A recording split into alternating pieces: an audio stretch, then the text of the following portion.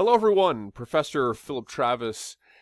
And this week in the history of post-war Europe, we're going to be looking at some really fundamental changes in Europe, particularly during the 1980s. And of course, this involves a conversation about political shifts in places like France, places like Great Britain, of course, with the leadership of Margaret Thatcher, the development of so-called Thatcherism, and the rise of the conservative Tory party in British politics. That's kind of a long-term reaction to some of the developments with the New Left as a reaction to that, which of course we covered the development of the New Left in the 1960s in Europe.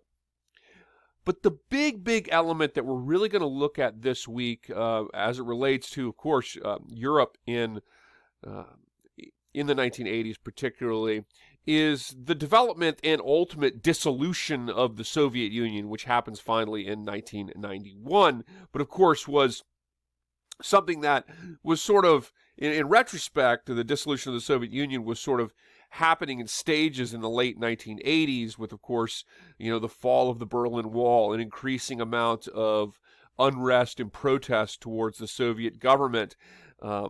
So we're going to look a little bit at Europe in general in the 1980s, early 90s, but we're particularly going to examine the dissolution of the Soviet Union and the end of the Cold War.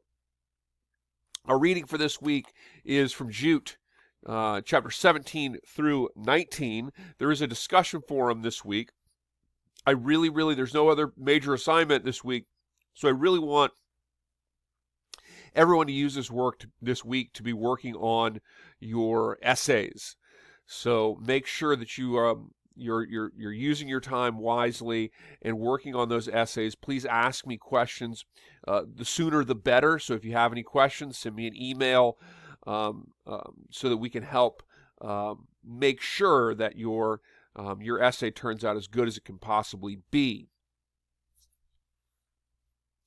The photo that you're looking at here, and I'll give us a little bit more information and then I'll get to the factoid, but the photo you're looking at here is a 1988 protest in Lithuania, one of the Baltic states.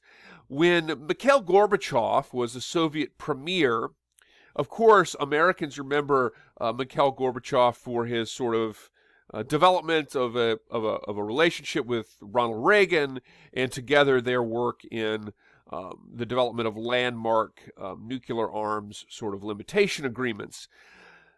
But in the broader sense, what Gorbachev is really known for is his last attempt, or the Soviet Union's last attempt, to reform its system. And under Gorbachev, these reforms were known as glasnost and perestroika. Ultimately, what these reforms were about, and there were a number of measures. Some of the measures were designed to encourage social improvement in society with regulations on alcohol and so forth in Russia. But largely, the reforms of Gorbachev were designed to promote greater openness about information, greater transparency about issues, news, information within Soviet society, and also greater sort of individual freedom and representative sort of democratic participation, particularly in the Warsaw State, sort of the Soviet, if you will, imperial territories. And the Baltic states, of course, Latvia, Lithuania, and Estonia, north of Poland, became one of the centerpieces for opposition to Soviet rule. And so as Gorbachev began allowing a greater level of political freedom, a greater level of economic freedom, and institution of representative sort of governance policies within the various satellite territories of the Soviet Union, the ramifications of that were ultimately the collapse of the Soviet Union. People within territories like the Baltic states, like Poland, like Hungary, those populations had really had their economic liberty and their political liberty repressed for almost half a century at this point. And as we saw when we looked at Nikita Khrushchev, and Nikita Khrushchev tried some of these things as well. And of course, the result of that was a Hungarian revolution in the late 1950s. That, of course, the Soviet Union put down with force. And we see this again. Gorbachev efforts at reform to allow the various states within the greater Soviet sphere of influence to liberalize, to have greater economic freedom, to have greater say in the nature of their governments. And the result of this, though, was really the unraveling of the Soviet Union. Without that sort of direct that direct institution of political control and the threat of a military enforcement of that political control, the Soviet system could not hold together. And so the reforms of Gorbachev really led to a dissolution of the Soviet Union.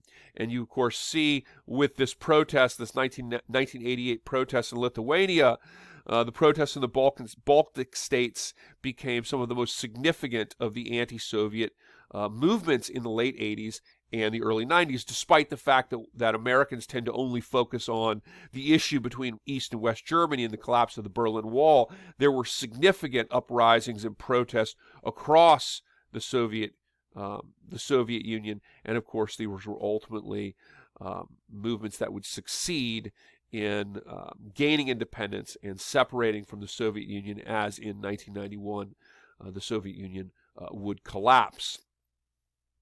Here's the factoid. Another element about the reforms of Gorbachev was something called glasnost, which was, in theory, the Soviet Union was a closed state, so media, information, these types of things were controlled by the state. And as a result of this, what happened in the Soviet Union, the Western world had very, very little ability to sort of have any sort of transparency in terms of what types of things were actually happening in the Soviet Union. There were channels of information, but it was not something that was like authorized in a formal sense. And so one of the things Gorbachev sought to do was to have greater openness, greater transparency, a greater ability for information to be reported to the people of the Soviet Union and beyond. However, even during Gorbachev's time, reforms such as this were difficult and not entirely successful. And a perfect example of that is what happened, of course, near the city of Pripyat, where the Chernobyl nuclear power plant was located in the Ukraine. So the factor for this week relates to Chernobyl. Of course, in 1986, the Soviet nuclear power plant, Chernobyl, which was located by the city of Pripyat in the Ukraine, conducted a kind of standard test that went horribly wrong. And of course, the result of this was a nuclear catastrophe in Chernobyl. And the Chernobyl reactor melted down. It ultimately blew the sealing off of the reactor housing, if you will, the reactor building that holds the reactor, and threw radioactive graphite and other materials up into the atmosphere. And of course, then it was burning in the open and continued to do so for days and days after the event happened. Well, this was because of a lack of transparency with the West and the rest of the world. The fact that during the Cold War, the world was a bipolar world. It wasn't simply a period where the Soviet Union and the United States and its allies didn't agree. It was a period of time where these major superpowers were not sort of incorporated into the same world system. And so as a result of this bipolar world and a lack of transparency, the Chernobyl disaster wasn't reported to the world after it happened. And it took many days before the Western world understood what had occurred at Chernobyl. And it was, of course, there was no ability for the Western world to come in during the bipolar realities of the Cold War and sort of assist with this crisis. The information about Chernobyl actually, or the knowledge that an event had happened, actually occurred because of the detections of the presence of radioactivity in the Scandinavian countries because, of course, the material that came up from Chernobyl highly polluted areas that were to the west and the northwest, particularly of the Soviet Union. Countries like Belarus, Poland, and of course, the Scandinavian countries received radiation from the Chernobyl disaster. And so the factor for this week is Chernobyl, a nuclear disaster that a symptom of the sort of closed nature of the Soviet society, that the West really had no understanding of its occurrence for many days after it had occurred, and caused a great deal of environmental damage to the larger areas of Central and particularly North Central and Northwestern Europe, west of the Soviet Union. Today, the city of Pripyat, located by the Chernobyl reactor, remains a sort of ghost city. It is a city that has been completely evacuated, and the buildings and the structures are there, but no one can live there because of the high levels of radiation still present there. And of course, the Soviet Union, or Russia, has contained the Chernobyl reactor because it's a fire that effectively will continue to sort of smolder for a long period of time. It has been contained, the Chernobyl facility has, with a large sarcophagus, this structure that goes over top of the melted down reactor to prevent a further escape of radioactive material. So the factoid for this week is the ghost city of Pripyat in the Chernobyl disaster, itself a sort of symbol of the closed nature of the Soviet society during the Cold War, an era of bipolarity in the world. Send me that factoid, or don't send it to me. Put that factoid in the extra credit discussion forum by Wednesday, by the end of the week. Get your bonus point towards a test at the end of the term. Let's have a great week. Please work on your papers. There is a discussion forum this week, and please use this week to work on your research papers.